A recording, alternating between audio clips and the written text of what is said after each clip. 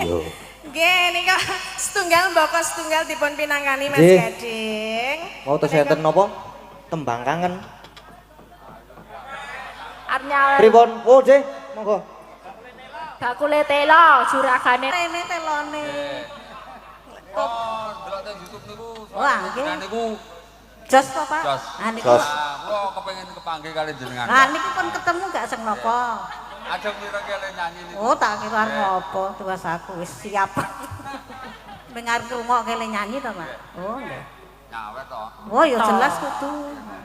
Kula Pun dikantongi dereng. Oh. Iya. kok gak lali ngene tak buka isik. Kok yo rampok ora. Wah, niki siap kok. Ditonton. Kula pun kepanggih Bapak bocah-bocah. niki bola-bali. Wah, Ah niku. andane kok. Kok Wah. Pitrah. delok ning pira kok go 2000-an ya geh aku. Bakul telo ya dhewe-dhewe kok. Ya aja sing 2000. Sing 2000. Pak, tuwa ya aja ming 2000, Pak. Setoran telo mau kok ya. DP-ne DP. Urung sida apa-apa wis dinehi lho. Ya ora apa. Lagune lewong kalih jenengan. Kabeh. Oh sing nyanyi Ibu. Oh ya. Nggih. So, Ya oke siap. ya. Siap. Liwong Mas, saka bowo bowo. Celuk buwe. Liwong kok gedruk ya ora iso. Liwong niku gubik. Apa? Gubik. Gubik iki. Dadi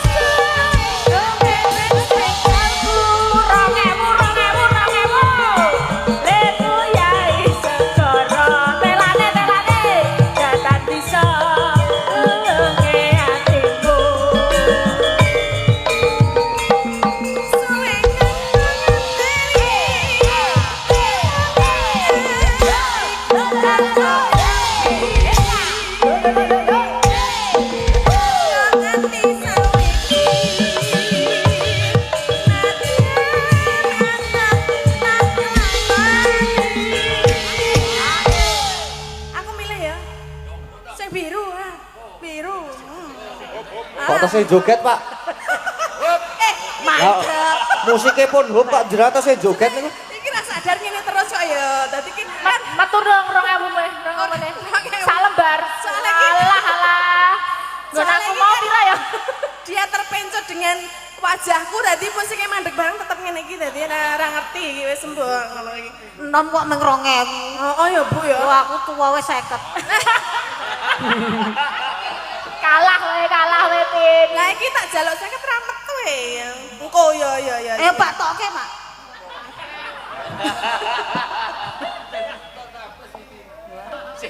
Ayo Bu, jatah Ibu yuk. Sabtu pendeta.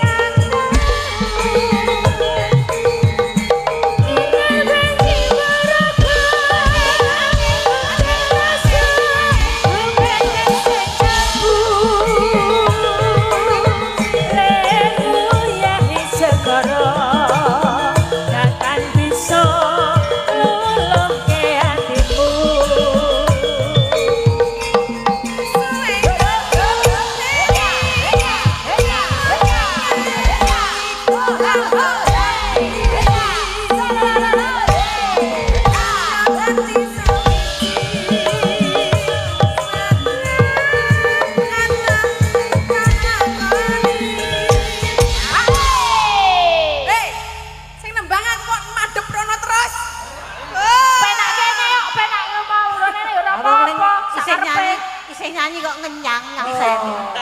Mbok mengko nek ning ngisor to. Lah iki ket mau nang-nang nganti gone iki jembar banget pojok rono terus. Muni ngene mau regamu piro to jane. Ah terus ibu jawab ya, Bu. Ya aku murah paton. Paton cocok kok. Lah iki wis oleh 6.000 sanggo tuku sabun.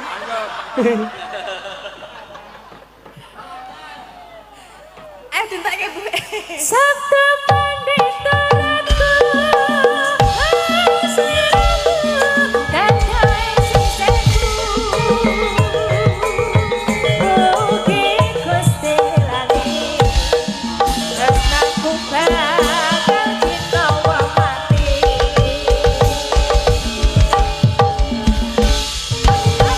Woi, lah kok isih? Kurang ditekke, Pak. Mengko, oh saya isih tanduk. Masih meneh. Ayo Bang 2.000 kok metu. Kancane ndak ra omah. Sampun nggih. Nggih, sampun Mbah Nuwun. Sembah nuwun Bu Prasti. Mbak Elsa. Lumayan entuk Piro kowe, Mbak? 2.000. Ayo dhewe-dhewe. lumayan. Rezekine dhewe-dhewe. Ya kena nggo nguyuh iki nang pom bensin. Lah iya nek ra 2.000 piye? Saiki mundak 3.000 wis. Oh, ta Mas. Oh lah ya piye aku kurang 1.000 berarti. Kon njaluk aku. Nggih menika sampun. Nggih, limo. sampun menika. Bapak malih Mas Liwung. Gading. Arep limbukan tangan jam piro Mas Gading? Setengah papat. Wah, iya. Tadi ada ninggal katresnan juga. Nggih, ninggal katresnan nggih penutupan mengki terus. Oke. Terus kita goro-goro melih. Mau penutupan sekarang atau 1 2 lagu lagi? Loro. Weh, kalih mboten napa-napa. Kalih. Lagune napa? Seragenan. Oh nggih. Apa? Seragenan. Selendang sutra kuning. Lah ajeng nyawer. Oh alah. Nggih, oke siap. Monggo selendang sutra kuning. Ayo Mbak Ika. Maju meneh. Cimuk ya, maju cimuk. Hah, ora. Ayo Mbak Endah. Loro iki. Mbak Endah sama Mbak Ika maju lagi yuk.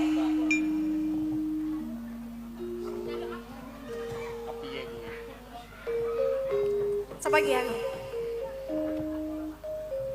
Yuk. Harus buka celok nanti. Selendang sutra kuning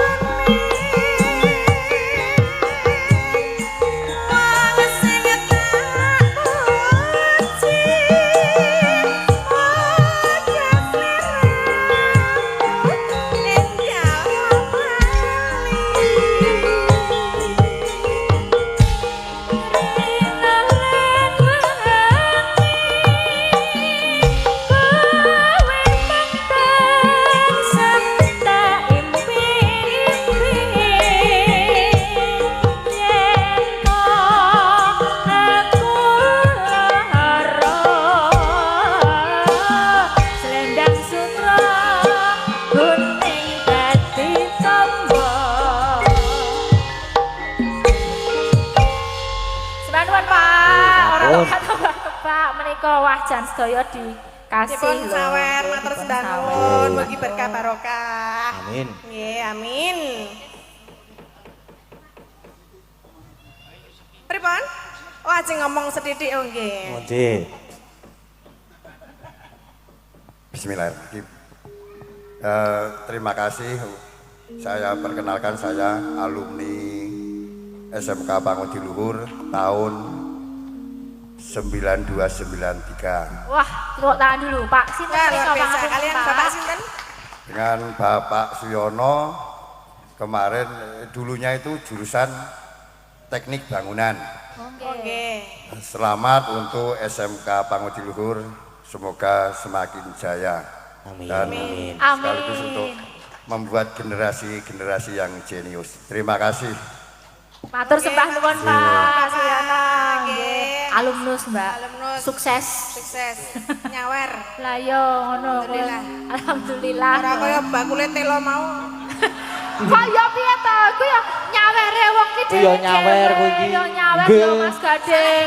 Nggih. Indis ekonomi lho. Ah, Lah, nggih. kono ekonomi Bu Prasin kok pirang-pirang atus 2.000 lho aku. Ya kan dhewe-dhewe ana Dhewe telu. rezekine wong ki dhewe-dhewe. Lah. 2.000 tak Ora kek- kena nesu-nesu kok. tak kek Agnes yo gelem ya Nes, ora apa-apa. Oh ngene ki, pira-pira alhamdulillah. Alhamdulillah, ya. Siti akeh Nggih. disyukuri. Nah, Ya ora biasane ngenehi aku akeh kok 2.000 ngono lho. Utang lho, utang ndi mau? Utang ya. Wes tak tandai ayo. Gak aku 50.000. Wong bapake mau 100 kok arep 50 paling ora 200 aku gelem. Kok njuk petung ora. Menika sama Mas Sampun Mas Gading. Gading dawuh lagi apa? Tahu apa lagi? nah niki wau sik nyawiji niki wau Mbak Elisa yang menyanyikan. Oh, nggih. Nggih. Garapane kanca-kanca piye? Pripun garapane? Sampun, Muga nyawiji. nyawiji, muga Nggih, muga nyawiji.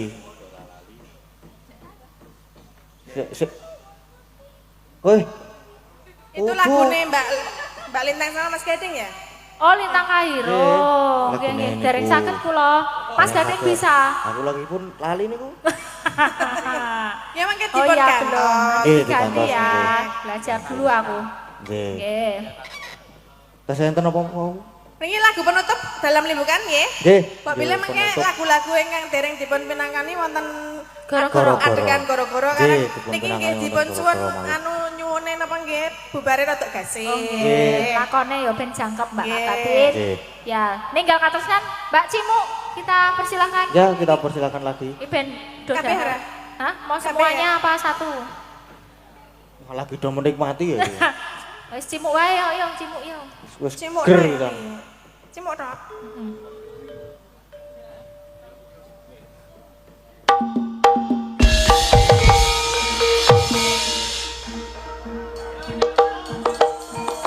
Yo, aku sing nembang cimuk yang joget.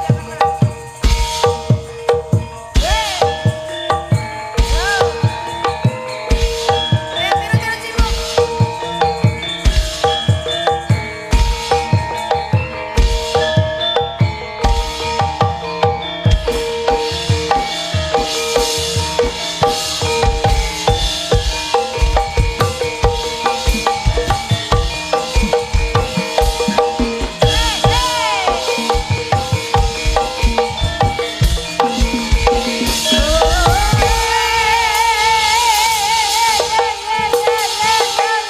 Ayo, yo Cimu, yo gas yo Cimu yo. Nah, goyang.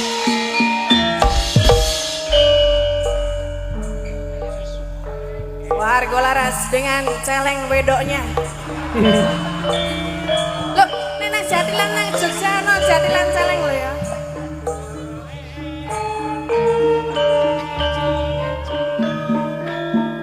Rodok tengah kene Mbak Cimuk nah. Ayo Susilo yo. Nah, kene. Susilo beraksi. Ayo Sus. Kowe rasa nyanyi ra apa-apa kene. Sing nyanyi aku ora rasa kowe joget Kene kene. geser.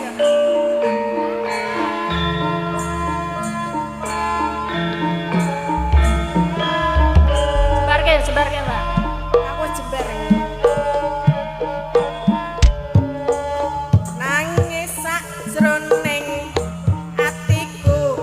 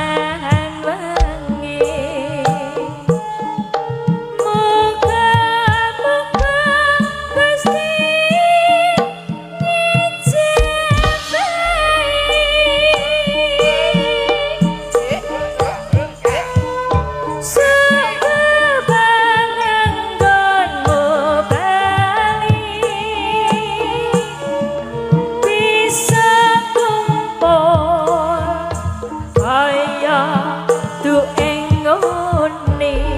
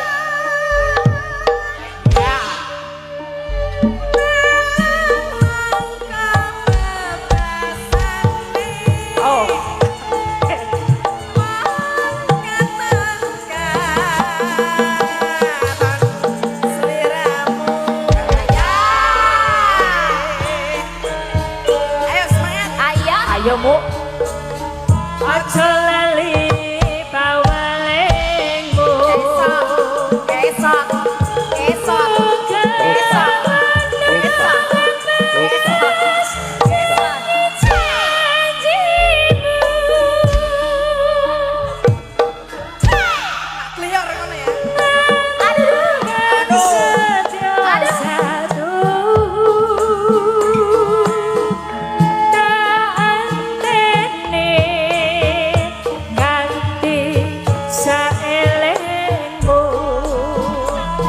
disusul Agnes dan Oriza. Ayo. Jangan bohong. Mana ya boleh kene sijine. Yo bawa. Kene sijine.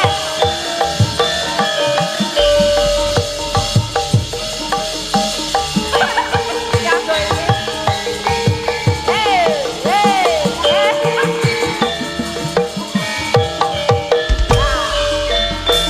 Sibuk tengah. Nangis sakjroning atiku.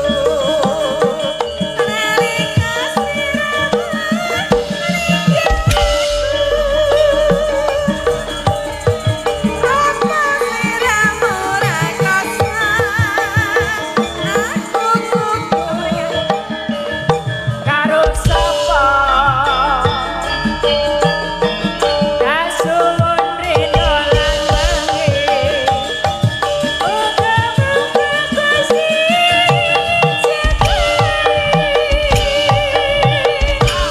sekarang kali bisa kumpul kaya dueng ngene jaranan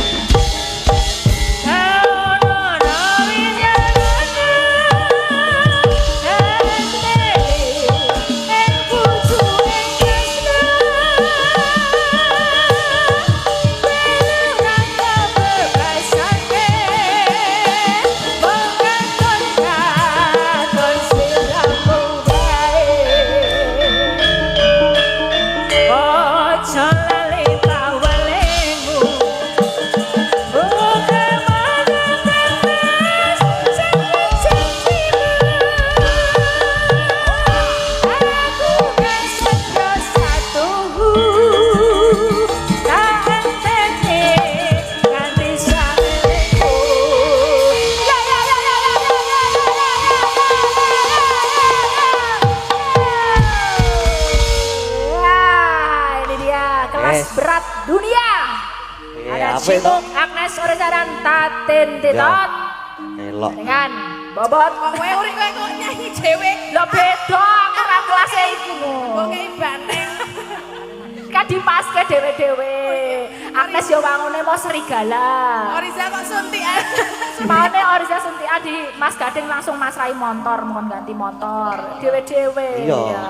Nggih menika sampun. Nggih, Ampun nggih, jenenge hiburan pokoke ana salah lupute njaluk pangapura nyuwun agung ing samudra pangaksami. Menika ingkang baku menika lakon ingkang saged dipun petik apa jadi pesan-pesan dari lakonnya. Jadi inspirasi buat teman-teman SMK Pangudi Luhur Muntilan. Nggih. Nggih. Muga-muga saka pagelaran iki iso menginspirasi ya budayane terus kanca-kanca SMK Pangudi Luhur Muntilan bisa semangat anggenipun gayuh impianipun masing-masing menjadi orang sukses semua. Amin. Insyaallah menjang saged pinanggih malih wonten sanes wedal Mas Nggih, Gading. Mbak Tati. Pinaringan sehat sedayanipun. Amin Allahumma amin. Matur sembah nuwun Mbak Tatin, Mbak Elisa. No, piye, Pak? Iki dicukupke sik lek gegojekan mengko diteruske ning gara-gara. Yo. Saiki arepe kepiye? Weh, lah ya iki nonton budalan. Kurawa budal kae wis siap-siap ke mosok ora ditonton. Ayo Pak tak derekke.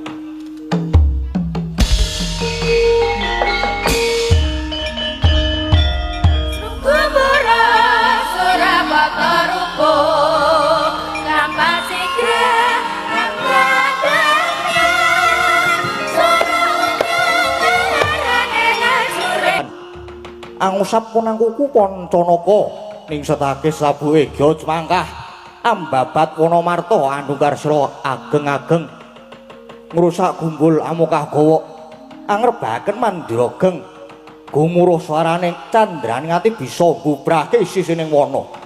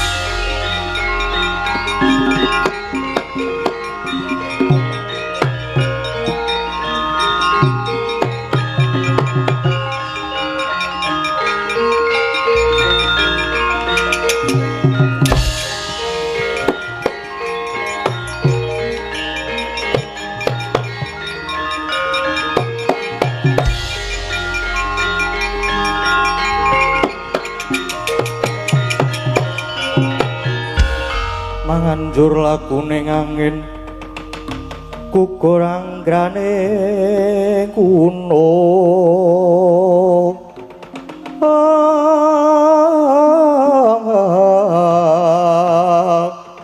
Kura-kura neta kakiri-kiri wah aku dadi ngumun jroning aku babat Wanamarta iki kayon-kayon padha rubuh kewan-kewan saisining wana uga padha mlayu mergo wedi yen kembukan wit utawa ketiban watu. Wah, lako iki ana wujude munyuk. Gedene mung sak lengen malah mung klekaran bantalan watu. Wah, kethek. Yen pancen kuwi bisa tata jalma. Lan duwe jeneng kuwi sapa? Aduh, Raden. Keparanging dewa nadyan kula wujuding wanara. Nanging kula saged tata jalma dene nami kula pun Senggana. Kuwi Senggana. Wah, ku Bratasena. Senggana, kowe kok malah klekaran ana kene. Monggo kewan-kewan padha mlayu, Raden. Mugi kawuningan nadyan wujud kula wanara nanging kula nggadahi cacat boten saged mlampah kula lumpuh, Raden. Wah, kowe lumpuh inggih. Pramila kula ikhlas menawi krubuhan kayon, kowe ikhlas nanging aku sing kedusan. Wah, mergo aku sing babati alas iki tegese aku sing wis njalari. Mula aja nganti kedadean kowe saiki lunga wae saka papan kene. Aja nganti kasempyok duh, Raden. Lajeng anggen kula badhe kisah kados pundi? Wong nyatanipun kula lumpuh kados ngaten menika. Yen pancen mengkono, saiki kowe bakal tak tulungi. Bakal tak uncalke nanging tak gawe bisa tiba papan kok nempuk pamriye aja nganti lara awakmu. Waduh, matur nuwun Raden. Syukur yen Raden kersa paring pitulungan dhateng kula yen monggo kula aturi muncalaken Raden. Yo.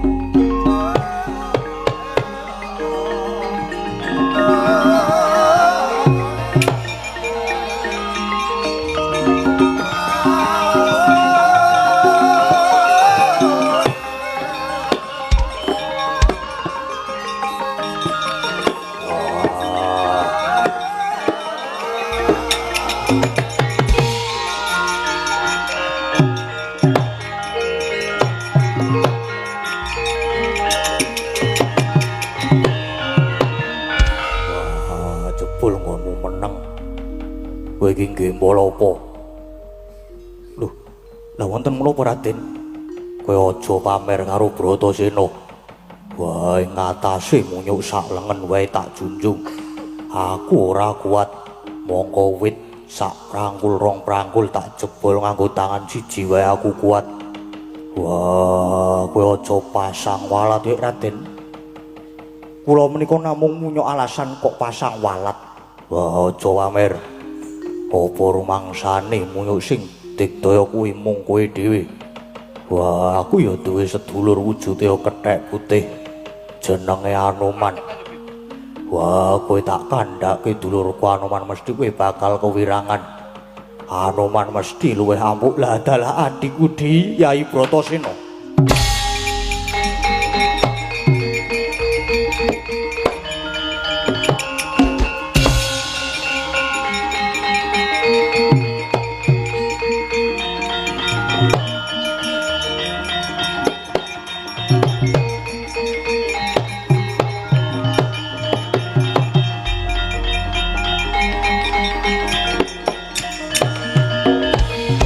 Jagat Dewa Bathara Hyang Rama dewaku. Ya dalah bareng pun kakang rangkul marang si Adi. Aku kok mbok kipatyawu to. Kok mbok sampluk iki. Wah, salahe kowe ngaku-ngaku. Aku iki jare adimu. Lho, lah pancen sliramu kuwi adikku mergo sliramu mau nyebut yen to duwe dulur lanang wujude kethek putih jenenge Anoman. Yo, jenenge Anoman. Kowe yo kethek putih ning jenengmu Senggana. Lho piye to? Senggana ki yo Anoman, Anoman yo Senggana. Kuwi jenengku kabeh. Merga jenengku ki akeh Anoman Senggana Rama Dayapati Maruti Anjani Putra. Kowe adikku ya, Di, kowe sedulurku nunggal Bayu. Adikku Bratasena. Wah, aku durung percaya. Pancene kowe munyuk putih. Nanging yen Anoman ki wujude gagah gedhe kaya aku iki. Ora kaya kowe. Munyuk mung sak lengan. Oh, kowe kepengin ngerti wujude Anoman sing gedhe to? Wah. Yen pancen kowe iso mujud Anoman sing gedhe, aku lagi percaya. Oh, ngono. Yen ngono iki sawangan Bratasena.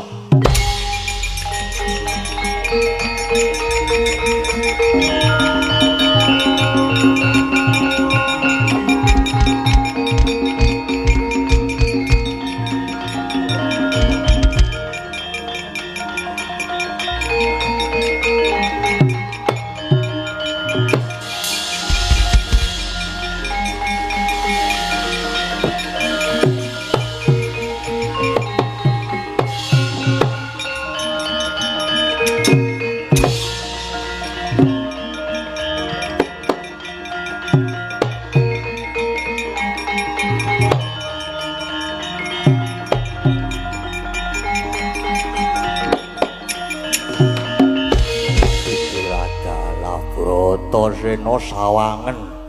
Anoman wis gedhe saiki. Wah, iso gedhe jebul. Yo, merga gedhe karo cilik kuwi manut kebutuhan. Nek biasa ya aku cilik. Nek muni kurda ya terus gedhe ngene iki. Piye? Wah, yo aku wis percaya nek kowe Anoman bali wujudmu mau.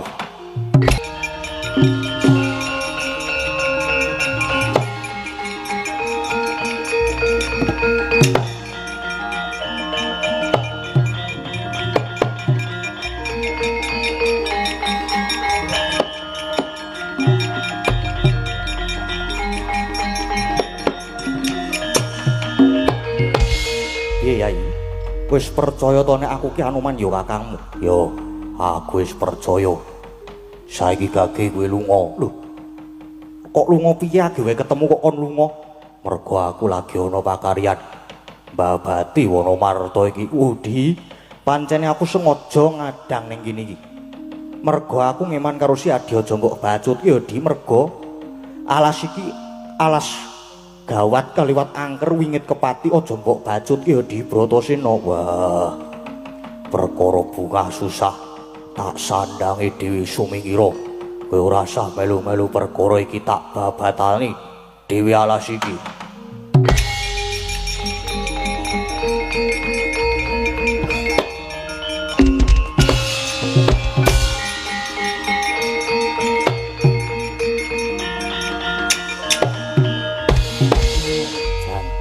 Bratasena nek duwe tekad kaya Gunung Waja ya. Nadyan kepiye wae, naden aku wis digajul. Kowe tetep sedulurku nunggal Bayu, mula nek ana bot karepotane, Anoman kudu ngewangi tak ewangi ya Di Bratasena.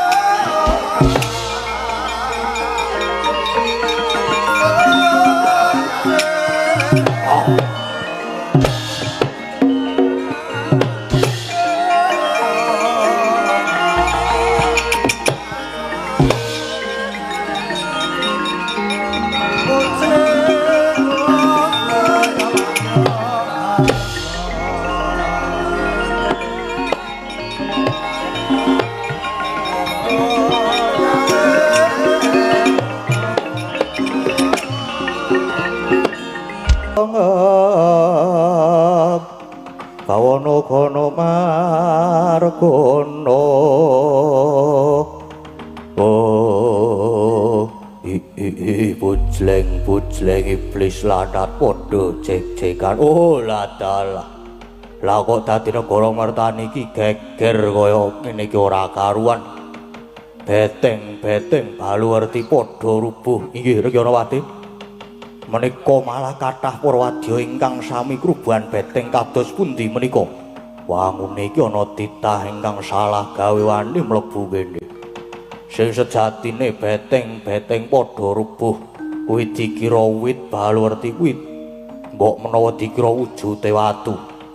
Merga iki pancen negara kajiman. Wah, cetha ana manungsa sing salah gawe.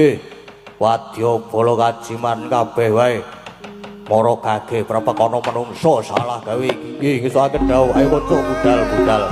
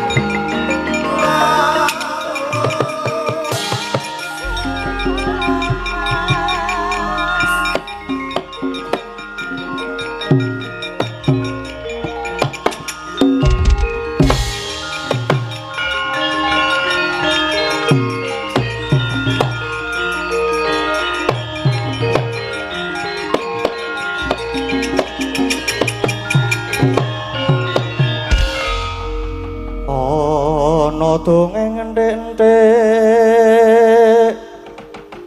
si panunggul paten nono panunggul apa dosane dosa ngungkuli sama aja tindak kualat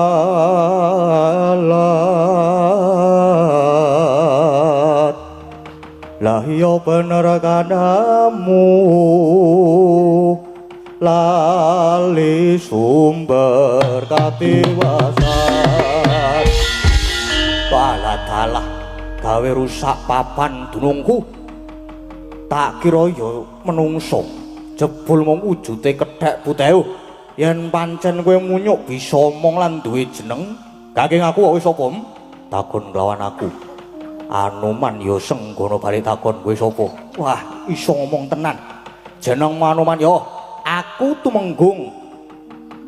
Pamegat Rikma. Munyuk Anoman. Kowe wis cetha gawe rusak papan dunungku ayo. Manuta kowe tak bondo tak aturke ratu Gustiku. Sing gawe rusak yektine dudu aku. Nanging aku ya mung saderma ngewangi sedulurku nggone babat Wonomarta. Wah, tenan.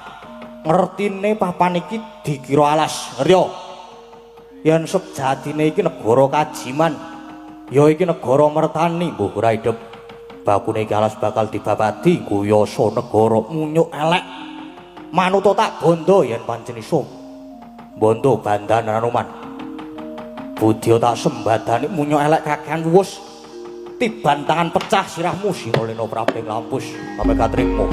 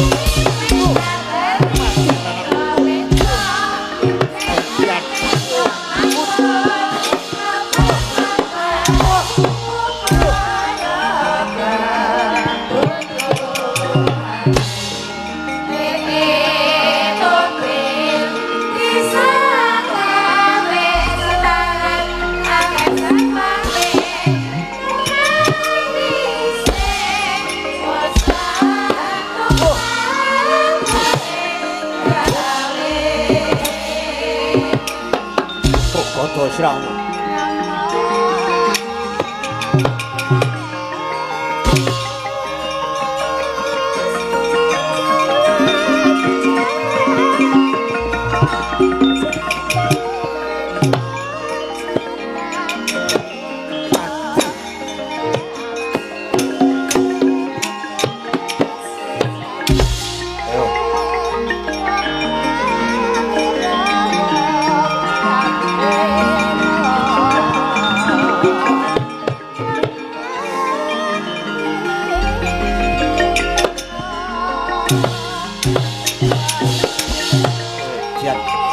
Yo.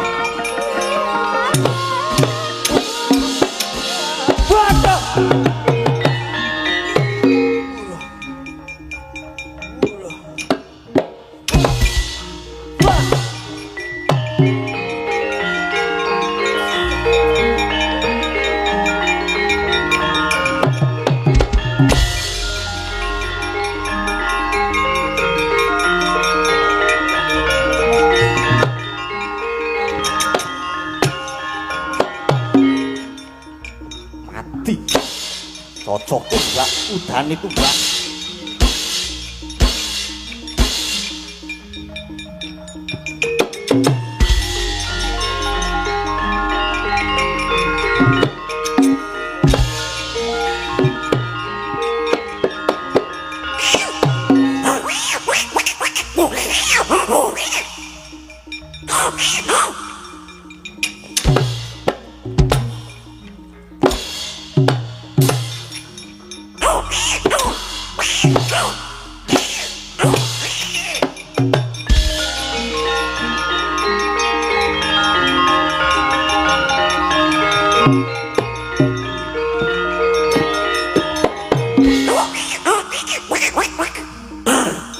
Edian.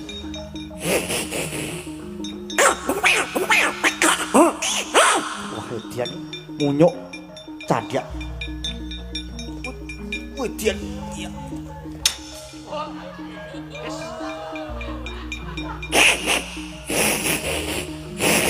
Oh, ngece.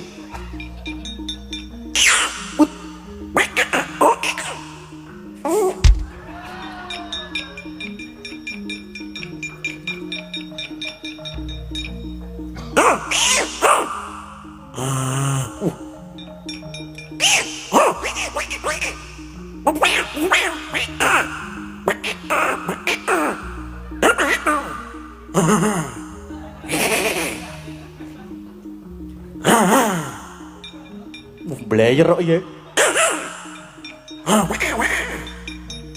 Cantik. Diar kowe.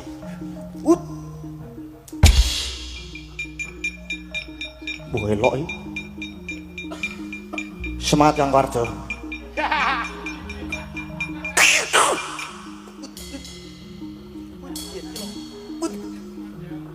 Oh, kose.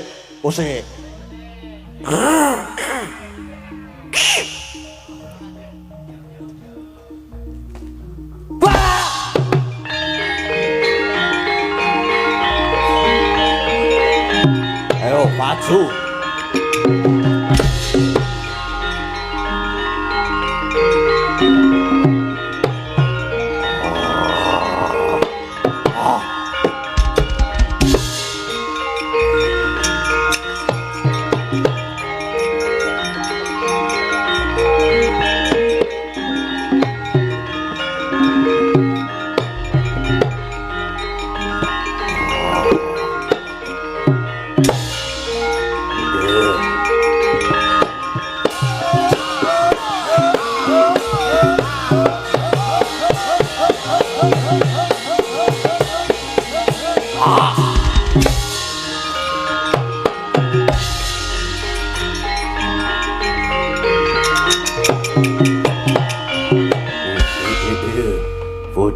Bojleng iblis lanat padha jek-jekan. Oh ladalah.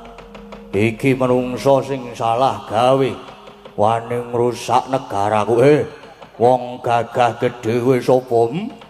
Aku Bratasena. Wah, kowe sapa patih sapu jagat? Bratasena ngaparan. Kowe sing wis wani gawe rusak negaraku ayo. Manut tak bondo tak krincung sikilmu. Maju tak bupak mencelati kamu.